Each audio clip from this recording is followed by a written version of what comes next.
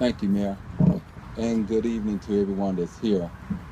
With the spike in the crime outside our city has definitely sent an alarm to my household, and as well as many households throughout our city, and seeing the concern of the safety inside our city.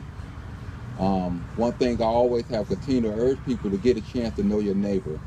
We need to be able to know exactly who lives next to us, who lives up the street, and build the strength of community back.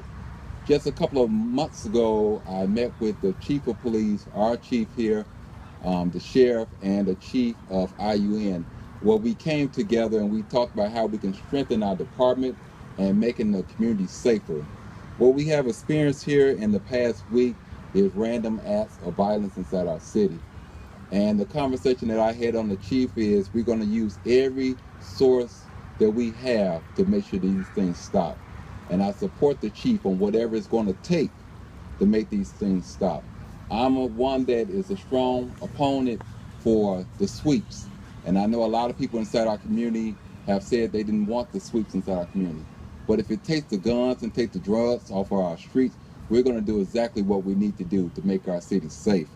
But I do ask people to encourage people to call in if you hear gunshots, if you know of criminal activity. Don't be afraid to report these things. Call your elected officials if you have to. We want to see our city safe. We want to protect our young people that's here. I'm a father of 5 inside our city, and I just can imagine myself to get that phone call that something has happened to one of my little ones myself. So if there's anything that I can do as your councilman inside the city of Gary, feel free to call me, and my prayers go out to each and every last one of the family members at this time. Thank you.